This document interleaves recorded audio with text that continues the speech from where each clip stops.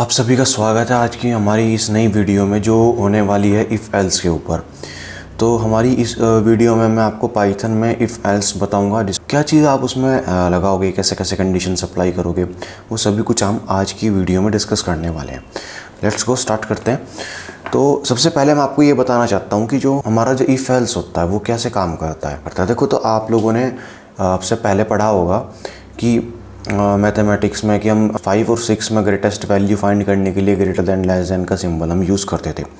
तो सेम इसी तरीके से हम यहाँ पे भी यूज़ करते हैं, लेकिन बस डिफरेंस क्या है, हमें वहाँ पे तो मैथमेटिक्स में अपने आप आंसर लिख देते थे कि हमारा x is greater than y है तो ट्रू, या हम लिख देते थे आंसर सही है नहीं तो फॉल्स है ना। यहाँ पे हमें क्या होता है, यहाँ पे हमें इफ़ एल्स आपको रिटर्न करते हैं और उसके अंदर यूज़ होने वाले रिलेशनल ऑपरेटर्स मैंने आपको ऑपरेटर वाली वीडियो में पढ़ा रखे हैं।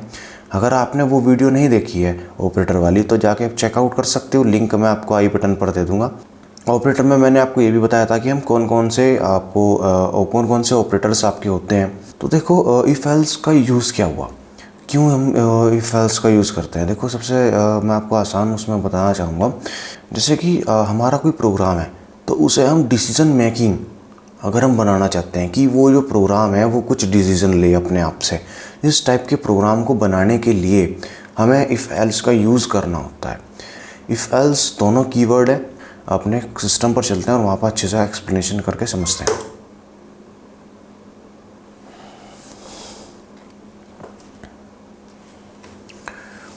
हमारा आज का जो टॉपिक है वो है कंडीशन एंड लूपिंग कंस्ट्रक्टर, ठीक है। लेकिन आज हम सिर्फ कंडीशन पढ़ेंगे, लूपिंग कंस्ट्रक्टर हम बाद में पढ़ेंगे।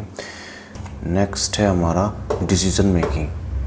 अब डिसीजन मेकिंग में सबसे आसान, अब देखो हमें कोई भी प्रोग्राम अपना डिसीजन मेकिंग बनाना है तो उसके लिए हम इफ़ स्टेटमेंट या इफ़ एल्स स्टेटमेंट्स का यूज़ करते हैं। तो इफ़ एक कीवर्ड, मैंने आपको कीवर्ड वाली वीडियो भी पढ़ा रखी है, आइडेंटिफाई, वेरिएबल और कीवर्ड में क्या क्या होते हैं, क्या डिफरेंस है इनमें आपस में, वो भी सब कुछ मैंने डिस्कस कर रखा है अपनी लास्ट वीडियोस में। तो आप जाके चेकआउट कर सकते हो, उसको भी मेरे यूट्यूब चैनल पर मिल जाएगी, इसी प्लेलिस्ट की वीडियो है। अगर आप कंटिन्यू करते आ रहे हो तो आपने पढ़ ली होगी वो चीज़, ठीक है। तो इफ़ स्टेटमेंट हमारा इफ़ क्या करता है, इफ़ हमारा चेक करता है कि वैल्यू ट्रू होने वाली है कि फॉल्स होने वाली है।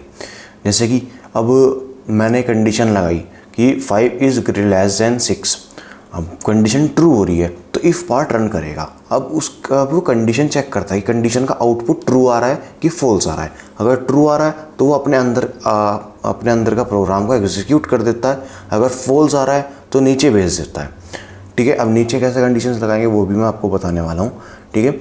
तो इसमें हमें ये पता चल गया कि हमें कैसे काम करना है। इफ़ कैसे काम करता है, इफ़ क्या करता है, केवल चेक करता है क्या कि कंडीशन ट्रू है कि फॉल्स है, कौन सी कंडीशन जो हमने उसके ब्रैकेट्स के अंदर लगाई है, जो उसके आगे हमने लगाई है, ठीक है। तो अब हम इसमें यहाँ पे देखते हैं। तो जैसे कि यहाँ पे हमने एक कंडीशन लगाई है, ए इज़ इक्वल टू 1 मैंने यहाँ पे लिखा है और यहाँ पे लिख दिया इफ़ ए। तो ए की वैल्यू अगर 0 होगी तो वो फॉल्स होता है, किसी की भी वैल्यू अगर 0 है तो वो फॉल्स है और 1 है तो ट्रू है। तो ठीक है, तो हमने यहाँ पे लिखा है if A is equal to 1 और यहाँ पे लिख दिया मैंने इफ़ ए, उसके बाद लगाया मैंने कॉलन और उसके बाद देखो यहाँ पे मैंने थोड़ा सा स्पेस छोड़ दिया है, ठीक है। तो ये जो स्पेस है इसका मतलब हम अब इफ़ के अंदर हैं, अगर हमें इफ़ से बाहर आना है तो हम यहाँ से लिखेंगे फिर स्टार्टिंग से, ठीक है। तो अब हमें क्या होगा, अगर इफ़ ए की कंडीशन ट्रू होगी, ए ट्रू होगा, ए ट्रू कब होगा, जब ए 1 होगा या नॉन ज़ीरो होगा। अगर यहाँ पे ए की वैल्यू मैं 10 कर देता हूँ तो भी ट्रू होगा, क्यों, क्योंकि वो नॉन ज़ीरो है। 0 होगा तो फॉल्स होगा, अगर 0 नहीं है, कुछ वैल्यू है उसकी प्लस में, अगर उसकी कुछ वैल्यू है तो वो आपकी ट्रू वैल्यू होती है, ठीक है। तो जैसे कि अब यहाँ पे मैंने इफ़ ए लिख दिया है तो इफ़ ए क्या है, प्रिंट ट्रू आ गया है।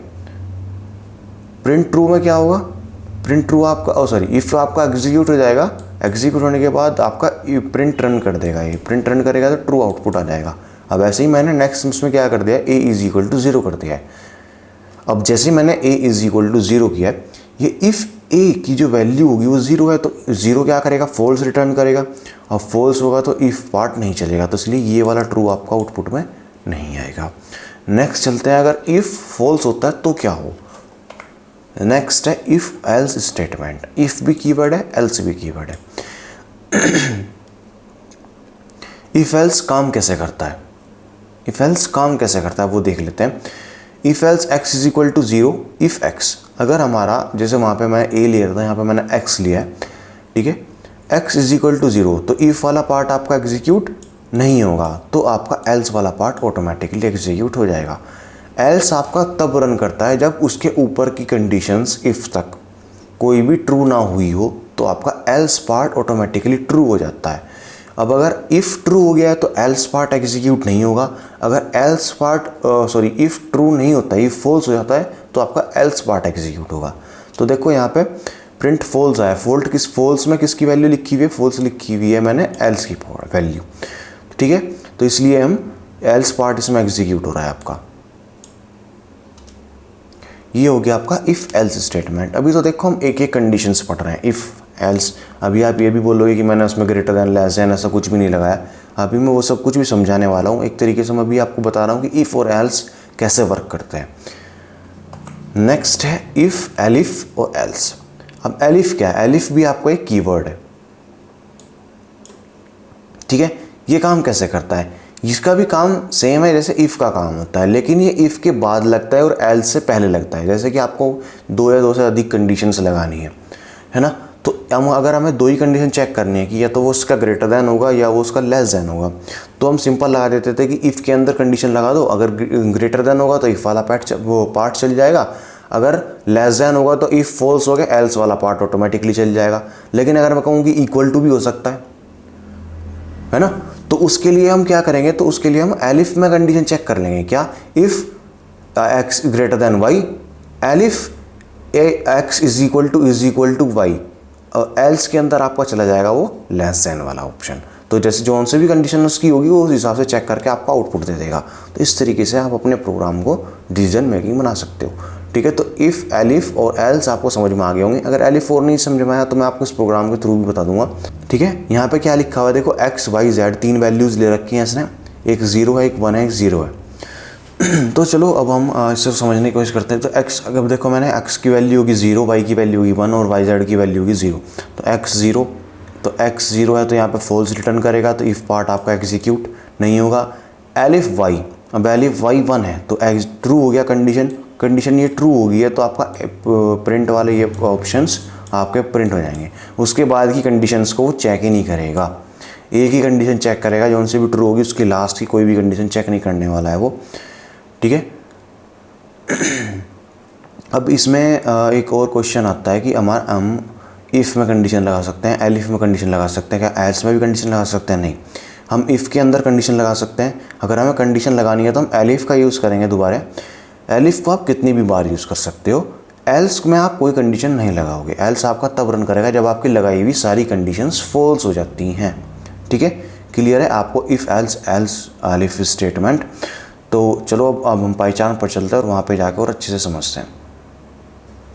अब पाइचार्म पर हम आ गए, हम अपना पहले तो एग्ज़िट करते हैं यहाँ पे कोड नीचे वाला, ताकि हमारा जो लास्ट हमने जो प्रोग्राम किया था वो हमारा एग्जीक्यूट ना हो। तो उसके लिए हम एग्ज़िट लिख देंगे, एग्ज़िट कोड। अब हम इसमें हम अपना आज का प्रोग्राम लिखना शुरू करते हैं। तो देखो मैंने आपको इफ़ स्टेटमेंट बताया था, तो उसके अंदर हम कंडीशंस लगा सकते हैं।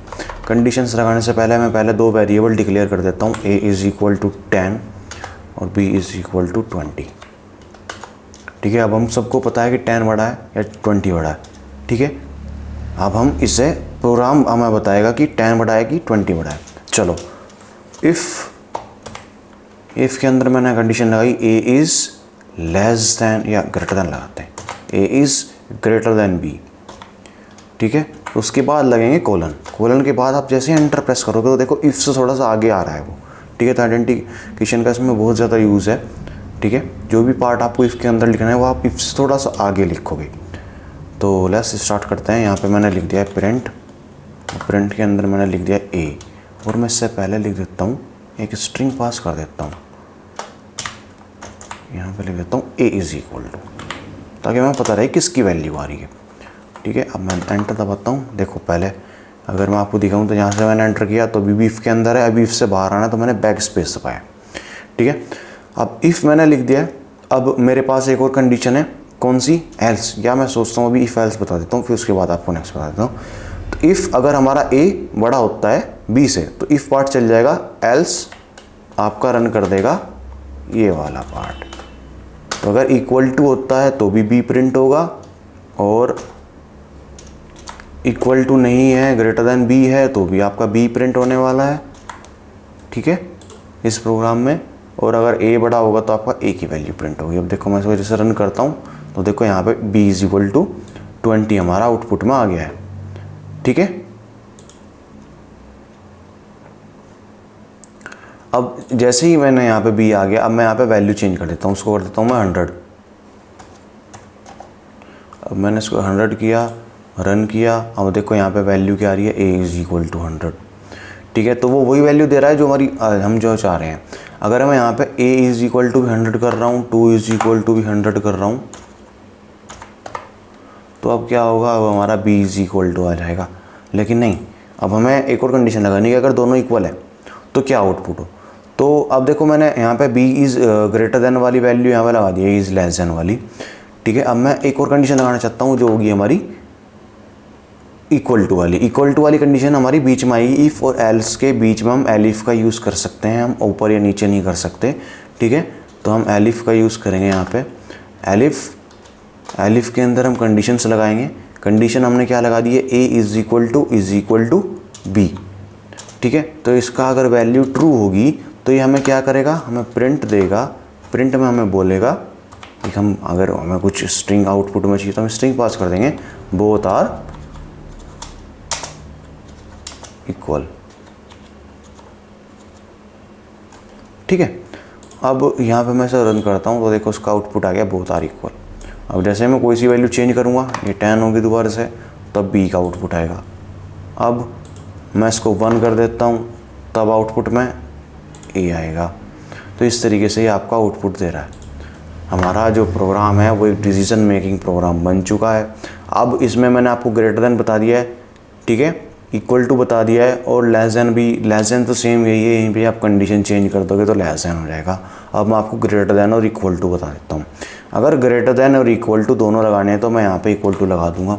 अब मुझे इस वाली लाइन की कोई ज़रूरत नहीं, क्योंकि इक्वल टू भी मैं वहीं पे चेक कर रहा हूँ, ठीक है। तो मैं या तो से कमेंट आउट कर देता हूँ, कमेंट आउट मैंने कर दिया, हैश से आप कमेंट आउट कर सकते हो, ठीक है। शॉर्टकट वैसे मैंने की थी, शॉर्टकट मैंने किया है प्रेस कंट्रोल+/ क्वेश्चन मार्क वाला, ठीक है। अब मैं रन करता हूँ इसको तो आउटपुट में फिर से 10 आ रहा है। अब मैं दोनों को 10 करता हूँ तो फिर से एक ही वैल्यू 10 देगा, क्योंकि यहाँ पर हमने ग्रेटर देन और इक्वल टू की दोनों की वैल्यू जो है वो सेम ही आउटपुट में आने वाली है, ठीक है। ये तब जब प्रिंट होगा जब आपका सिर्फ b ग्रेटर देन होगा। जैसे कि अब मैं 100 कर दूंगा तो अब ये सिर्फ ये तब प्रिंट होगा, b इज इक्वल टू 100, ठीक है। अब आपको ये भी समझ में आ गया होगा। अब है एक नॉट इक्वल टू और इक्वल टू वाला, ठीक है। तो इसको एग्जिट करते हैं, ऐसे कर देते हैं एग्जिट।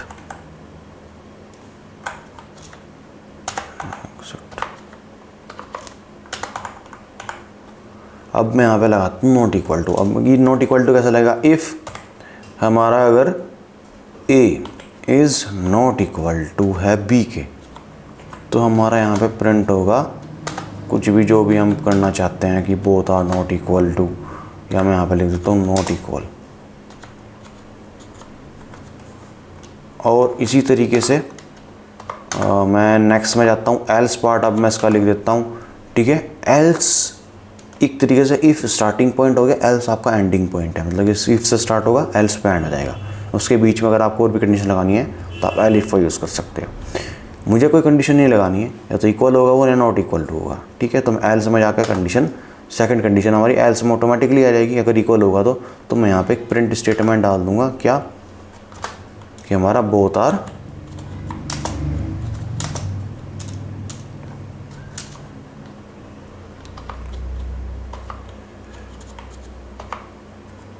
इक्वल। अब मैं जैसे ही इसको यहाँ पर रन करता हूँ अपने इस प्रोग्राम को, तो उसने कहा है नॉट इक्वल, ठीक है, क्योंकि अभी ये यहाँ पे ये वाली कंडीशन ट्रू हो रही है।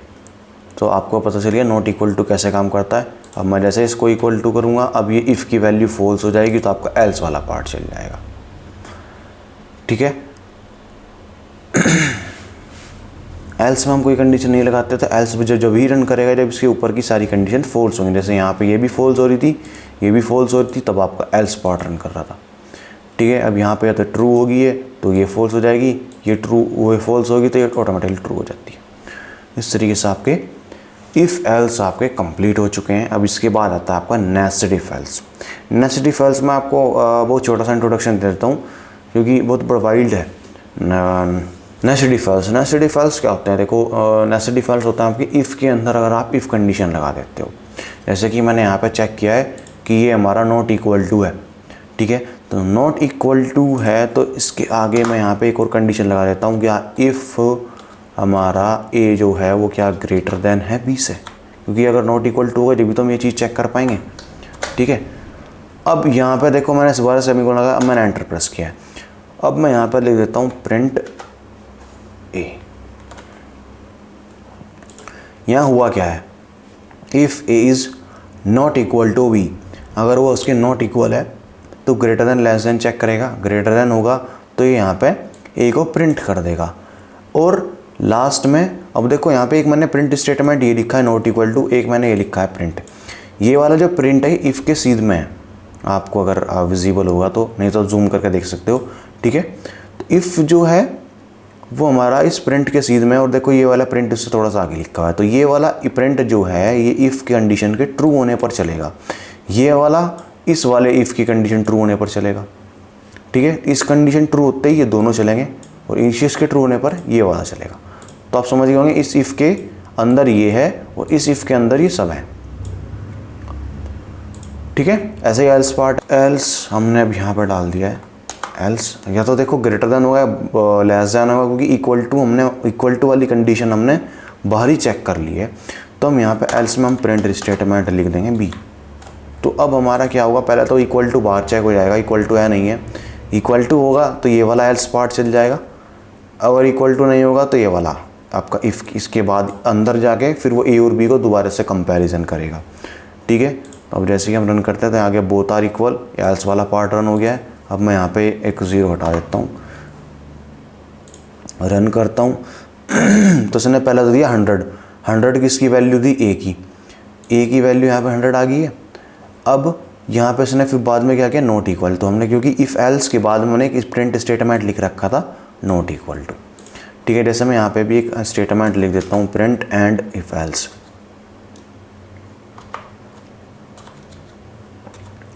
And if else. ठीक है, और मैं यहाँ पे एक स्टेटमेंट लिख देता हूँ प्रिंट स्टार्ट इफ एल्स, ऐसे स्ट्रिंग पास करेंगे। मैं जैसे इसको रन करूँगा तो देखो इसने बता दिया है इफ़ स्टार्ट इफ एल्स, यहाँ पे ये वाली लाइन प्रिंट होगी। फिर कंडीशन चेक करी इसने तो condition not equal to true हो गई है। उसके बाद ये वाली कंडीशन चेक करी, ये वाली कंडीशन ट्रू हो गई है तो उसने ये प्रिंट कर दिया, ए इज़ इक्वल टू 100 की वैल्यू आ गई। फिर इसके बाद डायरेक्ट वो बाहर आ गया यहाँ पे एल्स के बाहर, एल्स के बाहर आने के बाद उसने ये प्रिंट कर दिया है। अब ये वाली इफ़ एल्स भी आपके कंप्लीट हो गए हैं तो उसके बाहर आ जाएगा, यहाँ पे इस लाइन को प्रिंट कर देगा। तो ये आपका हो गया नेस्टेड इफ एल्स। तो आज का जो हमारा टॉपिक था वो इफ एल्स और नेस्टेड इफ एल्स आपके दोनों हो चुके हैं। इफ एल्स का हमारा आज का टॉपिक जो है कंप्लीट हो चुका है। आप वैसे ही प्रैक्टिस कर सकते हो अपनी और क्वेश्चंस के साथ। अगर आपको क्वेश्चन सेट चाहिए होते हैं तो हमारे जो चैनल है व्हाट्सअप का जो एक चैनल है उसका लिंक आपको डिस्क्रिप्शन में मिल जाएगा, मैं वहाँ पे क्वेश्चंस डाल देता हूँ। ठीक है, तो आप अगर वहाँ पे जाके चेकआउट करना चाहते हो तो चेकआउट कर सकते हो। Thank you so much class, मिलते हैं नेक्स्ट क्लास में।